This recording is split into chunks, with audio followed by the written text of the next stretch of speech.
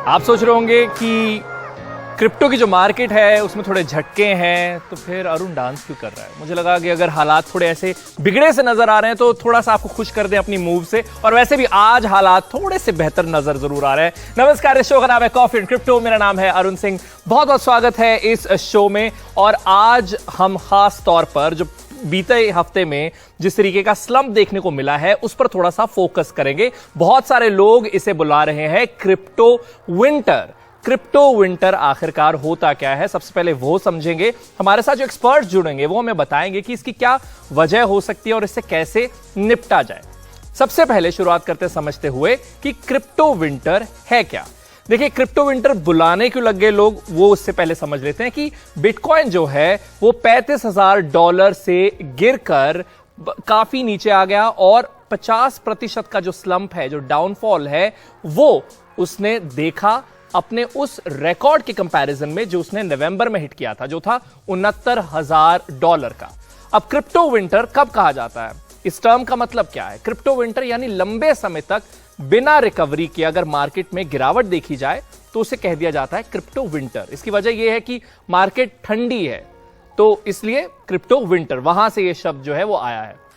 Reports के मुताबिक crypto market में बिटकॉइन के उच्चतम स्तर से अब तक $1 ट्रिलियन तक की कमी जो है वो देखी जा रही है। पिछले हफ्ते की हम बात कर ही रहे हैं, क्रिप्टो विंटर का नाम जिसे लोग दे रहे हैं, उसमें हम थोड़े आंकड़े आपको दिखा देते हैं जो ट्रेंड्स हैं टॉप क्रिप्टो करेंसीज के। अब वो एक बार आपकी स्क्रीन पर दिखा देते हैं कि वो क्या है। चाहे बिटकॉइन की बात हो, इथेरियम की बात हो, इनमें गिरावट ही देखी गई है, रेड साइन जो है वो देखा गया। इसके अलावा अगर टेथर की बात करें तो 0.01% का थोड़ा सा ही, जो बहुत छोटा सा उछाल है, सिर्फ वही देखने को मिला। इसके अलावा कार्डानो, सोलाना, ये सब नीचे ही गिरे हैं। अब क्रिप्टो विंटर का असर क्या रहा है ये देखते रहिए। आपकी स्क्रीन पर है, ये रेड ही नजर आ रहा है। तो बहुत सारे लोगों की दिलों की धड़कनें जो है वो बढ़ गई थी और टेथर देखिए सिर्फ 0.01% की इसमें उछाल जो है वो देखने को मिली। क्रिप्टो विंटर का असर क्या रहा है, देखिए कई कॉइन बाजार में आ ही नहीं पाए। आईसीओज होती हैं, इनिशियल कॉइन ऑफरिंग, वो हो ही नहीं पाए। कई बैंक, कई कंपनियों ने अपने क्रिप्टो प्लान में कटौती कर दी या फिर देरी कर दी है। इससे पहले भी एक बार क्रिप्टो विंटर देखा गया था 2017 और 18 के बीच में, और तब बिटकॉइन के दाम 80% गिरे थे। तो इस बार 50% गिरे, तो जिन्होंने वो झटका झेला था वो इस वक्त इन हालातों में थोड़े संभले हुए ही हैं। लेकिन इसकी वजह क्या है, जितने भी जानकार हैं मार्केट के, उनका कहना है कि जो अमेरिकी फेडरल रिजर्व है उसने महंगाई से निपटने के लिए सख्ती की है और इसके चलते हुए इंटरेस्ट रेट बढ़ सकते हैं, तो जिसकी वजह से महंगाई से बचने के लिए जो भूमिका क्रिप्टो की थी उसमें थोड़ी सी कमी आई है। तो ये एक वजह हो सकती है। उसके अलावा ये जोखिम वाले एसेट है, नई मार्केट है क्रिप्टो की, तो जब जब बाजार में घबराहट होती है तो इसे सबसे पहले बेचा जाता है। इसीलिए इस क्रिप्टो विंटर का एहसास लोगों को हो रहा है। तो मैंने जो आपको बताना था क्रिप्टो विंटर के बारे में वो खत्म हो चुका है, लेकिन अब हमारे एक्सपर्ट्स के साथ इसके बारे में बात जरूर कर लेते हैं। हमारे साथ जुड़ रहे हैं Rohas Nagpal, chief blockchain architect HiFi blockchain में, अजीत खुराना क्रिप्टो एक्सपर्ट है, फाउंडर है जेनेसिस नेटवर्क के। दोनों का बहुत बहुत स्वागत है। सबसे पहले अजीत खुराना जी से पूछना चाहूंगा कि क्रिप्टो विंटर आ गया है तो सही कर रहे हैं ना हम, ये जैकेट पहन के खड़े हैं, मतलब आप मानते हैं क्रिप्टो विंटर में इस वक्त हम चल रहे हैं? क्रिप्टो विंटर आए तो जैकेट कंबल ओढ़ के बैठो, विंटर चला जाता है, इस समय भी जाएगा। जो आपने कहा 80% गिरा था, 80-85% 2 बार गिर चुका है, वो मैंने खुद अनुभव किया है। उस समय तो भाई बहुत हालत खराब थी, मगर चूंकि ये तीसरी बार बड़ी गिरावट आई है तो इस समय लगता है कि ये सर्दियों का मौसम भी चला जाएगा, फिर गर्मी आएंगी, फिर खुशहाली आएगी। पर आप इसे क्रिप्टो विंटर बुला रहे हैं? मैं पूरे रूप से ये मानता हूं कि अनलाइक पहले जैसे हुआ है कि यूएस का जो इंटरेस्ट रेट एक्शन है जिससे मार्केट में लिक्विडिटी पे बहुत फर्क पड़ता है, ये उस पर निर्भर है। चूंकि हमें ये अंदाजा था कि ऐसा होगा, तो अब जो उन्होंने कहा है कि मार्च में शायद रेट्स बदल सकते हैं, मेरे ख्याल से उससे थोड़ी मार्केट में राहत ये आई है कि चलो उससे ज्यादा कोई बुरी खबर नहीं आएगी। मुझे लगता है कि हल्की विंटर है, पूर्ण रूप से विंटर नहीं है। अच्छा, और रोहास आपके क्या इसके ऊपर सुझाव हैं या आपका क्या स्टैंड है? आप भी इसे क्रिप्टो विंटर डिक्लेयर करते हैं? जरूर, विंटर और समर तो हर साल होनी चाहिए, जैसे हमारी रियल लाइफ में होती है क्रिप्टो में भी होती है। और अगर क्रिप्टो ऊपर नीचे नहीं जाएगी तो लोग पैसे कैसे बनाएंगे? तो जो बड़े बड़े इन्वेस्टर होते हैं, जो वेल होते हैं, उनका प्रॉफिट एक्चुअली तभी बनता है जब प्राइस नीचे गिरती है फिर वो और खरीदते हैं, फिर ऊपर जाती है, फिर वो बेच देते हैं। तो ये साइकिल तो हर साल ही चलेगा। लेकिन राज, बहुत सारे लोग ये भी कह रहे हैं कि ये इतना उतार चढ़ाव शायद इसलिए भी होता है क्योंकि मार्केट नहीं है, लेकिन क्योंकि अब लोगों का इंटरेस्ट बढ़ रहा है खासतौर पर हमारे देश में, तो जब नए प्लेयर्स एंटर कर रहे हैं मार्केट में, तो क्या उसकी वजह से जो वॉलेटिलिटी है ये कम होगी, इसमें फर्क आएगा कुछ? नहीं, मुझे तो लगता है वॉलेटिलिटी बढ़ती ही रहेगी, और जितनी वॉलेटिलिटी ज्यादा होगी उतने ही पैसे बनाने के मौके भी हैं और ऑफ कोर्स लॉस करने के भी मौके हैं। तो इन्वेस्टर को पहले समझना बहुत जरूरी है कि क्रिप्टो मार्केट को रीड कैसे करना है। एक बार आप वो समझ जाएंगे तो आप हर विंटर और समर को प्रिडिक्ट कर पाएंगे, जो इतना मुश्किल नहीं है। अजीत जी, इंटरनेशनली स्टॉक मार्केट में भी थोड़ी जो गिरावट है वो देखने को मिली, तो उसके साथ इसका कोई रिलेशन है? आप मानते हैं कि उसका प्रभाव क्रिप्टो करेंसी पर भी होता है, जो हमारी कन्वेंशनल मार्केट है, जब उस पर कोई असर आता है तो उसकी वजह से? क्रिप्टो करेंसी मार्केट इसलिए कभी नहीं गिरती क्योंकि स्टॉक मार्केट गिरी, मगर यह भी बात सही है कि कोरिलेशन ऐसा है कि क्रिप्टो करेंसी मार्केट और स्टॉक मार्केट दोनों ही एक ही कारण से गिर सकते हैं। हमेशा ऐसा नहीं होता, मगर जब बाजार में पैसा कम हो जाता है तो जो ट्रेडर्स का वॉल्यूम है उसमें फर्क नहीं पड़ता, क्योंकि ट्रेडर सुबह 100 रुपए खरीदते, रात को 100 रुपए बेच देते, तो वही 100 रुपए घूमता रहता है। मगर जो इन्वेस्टर्स का पोर्टफोलियो उसमें जरूर फर्क आता है, और वो लिक्विडिटी कम होने से स्टॉक मार्केट के स्टॉक के भाव भी गिरते हैं और क्रिप्टो करेंसी के भाव भी गिरते हैं। एक छोटी सी चीज आपको और कहना चाहूंगा आपके प्रीवियस क्वेश्चन के ऊपर, कि देखो सारे जो क्रिप्टो है दुनिया भर में मिला के उनकी सारों की कीमत साथ जोड़ दो तो भी वो एक एप्पल कंप्यूटर के स्टॉक से कम है। तो मतलब क्रिप्टो अभी बहुत नेसेंसी और अर्ली स्टेज पर है। और ठीक उसी तरह जिस तरह स्टॉक मार्केट में जो स्मॉल कैप्स होते हैं उनमें वॉलेटिलिटी ज्यादा होती है और लार्ज कैप्स में ज्यादातर कम होती है, क्रिप्टो में भी ऐसा ही होगा। और मुझे लगता है कि आगे जाते हुए जब ये 2-3 ट्रिलियन ना होते हुए 20-30 ट्रिलियन या 100 ट्रिलियन हो जाए तो इतनी वॉलेटिलिटी मुझे लगता है देखने को नहीं मिलेगी। पर आप मानते हैं कि एप्पल को टक्कर दे सकता है? पूरा क्रिप्टो मिलाकर मुझे लगता है कि अगले 1 साल में ही एप्पल को टक्कर दे देगा। बिटकॉइन अकेला एप्पल को टक्कर दे के हराए, एप्पल भी तो बढ़ता जा रहा है, तो मैं एप्पल के बारे में कुछ नहीं कहना चाहूंगा, बट मुझे लगता है कि वो दिन भी आएगा, उसको शायद 2-3 साल लग जाए।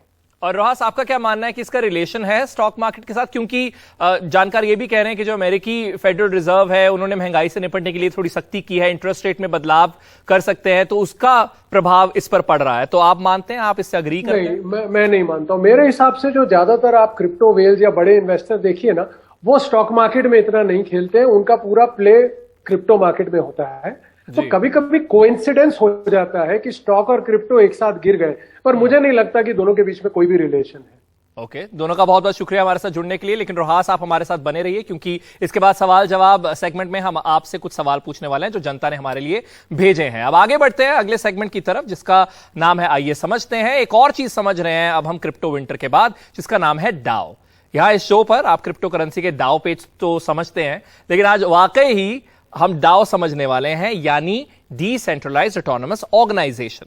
क्या है ये और ये क्रिप्टो से कैसे लिंक्ड है? तो बेसिक से शुरू करते हैं। इसकी फुल फॉर्म मैंने आपको बता दी, डिसेंट्रलाइज्ड ऑटोनोमस ऑर्गेनाइजेशन।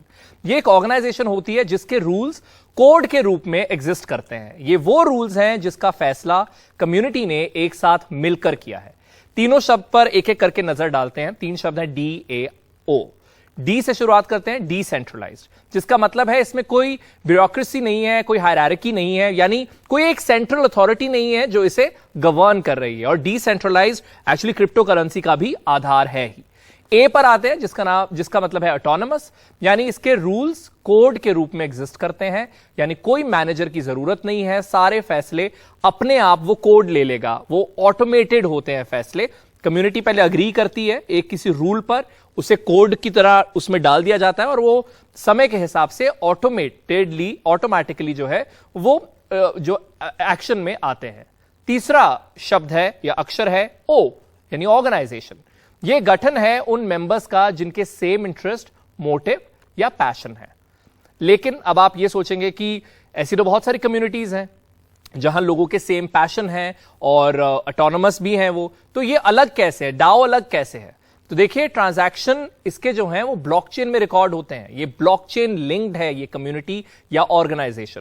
कोड या प्रोटोकॉल में बदलाव के लिए पारदर्शी वोटिंग प्रक्रिया की जाती है, यानी कोई भी एक मेंबर उठ के उसके रूल नहीं चेंज कर सकता।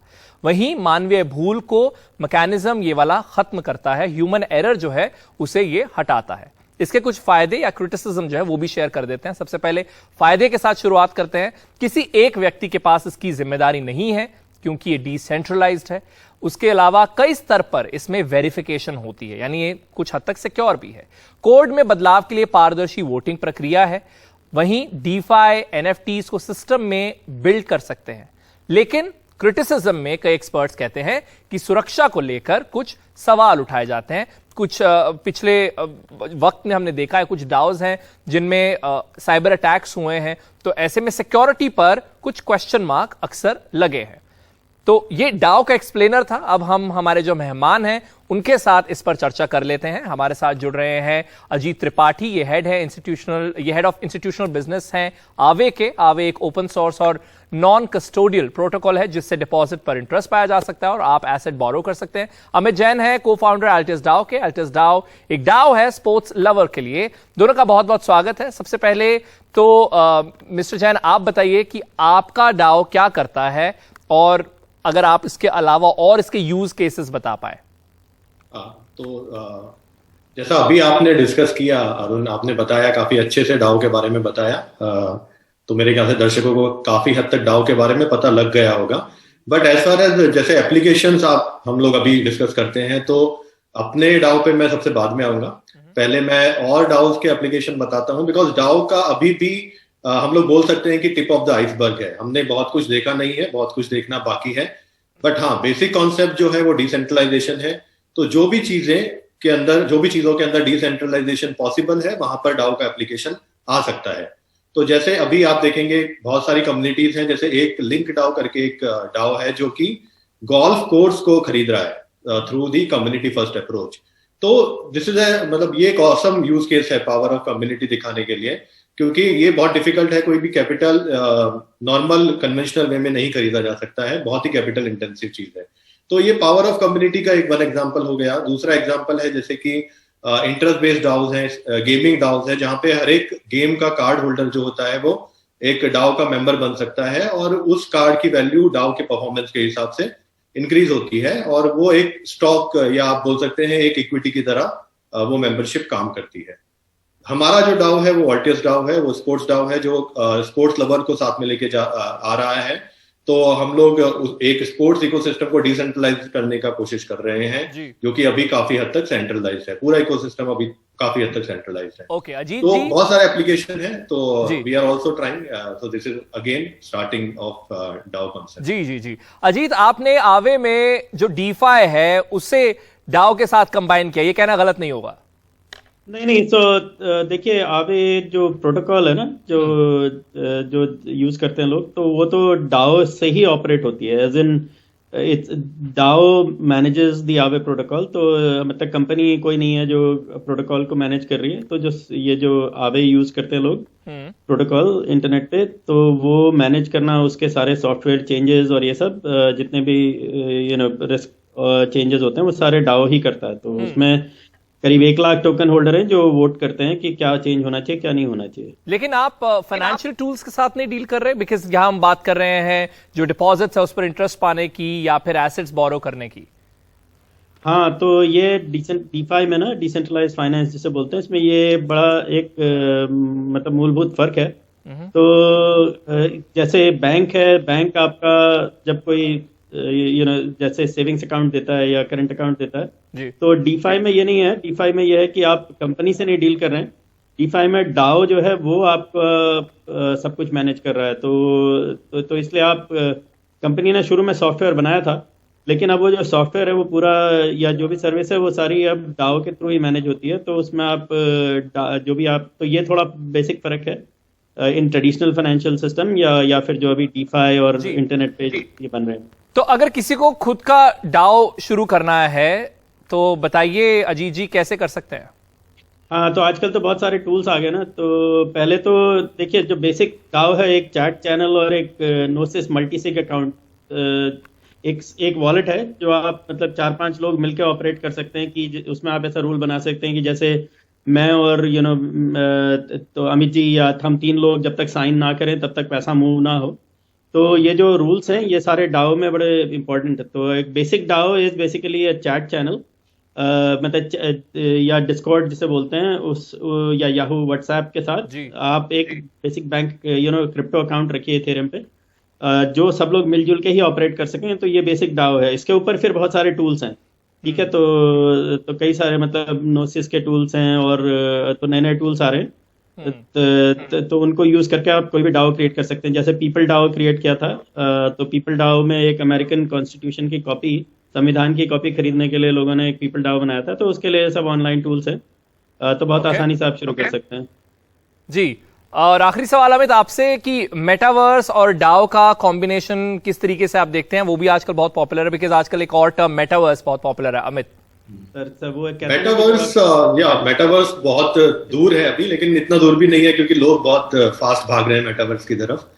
तो मेटावर्स में डाओ का जो कंट्रीब्यूशन है वो बहुत पॉजिटिव है, बिकॉज जितने भी एनएफटीज हैं, गेमिंग कार्ड्स जैसे मैंने बोला, डिजिटल कैरेक्टर्स, वर्चुअल एक्सेसरीज और डिजिटल अवतार्स, तो ये सब जो है ये डाओ के रूप में काफी हद तक ग्राउंड लेवल पे नीचे आ चुके हैं और लोगों की लाइफ में जा रहे हैं धीरे धीरे। तो ये सब एक बिल्डिंग ब्लॉक तैयार हो रहा है मेटावर्स के लिए, और ये सब जो gaming cards, virtual accessories, gaming characters, ये सब आपको धीरे धीरे मेटावर्स की तरफ लेके जा रहे हैं। तो एक पॉजिटिव कंट्रीब्यूशन है, but according to me DAO is not मतलब जस्ट अबाउट मेटावर्स। केवल मेटावर्स के अंदर डाओ का एप्लीकेशन नहीं है। जैसा मैंने पहले भी बोला, जहां पर भी डिसेंट्रलाइजेशन पॉसिबल है वहां पर डाओ काम करेगा।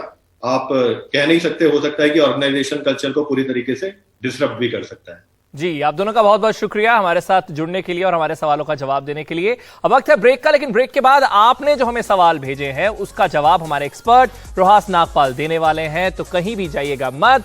आपने जो इंस्टाग्राम पर सवाल भेजे हैं उनका आपको सही और सटीक जवाब जरूर मिलेगा। देखते रहिए कॉफी एंड क्रिप्टो।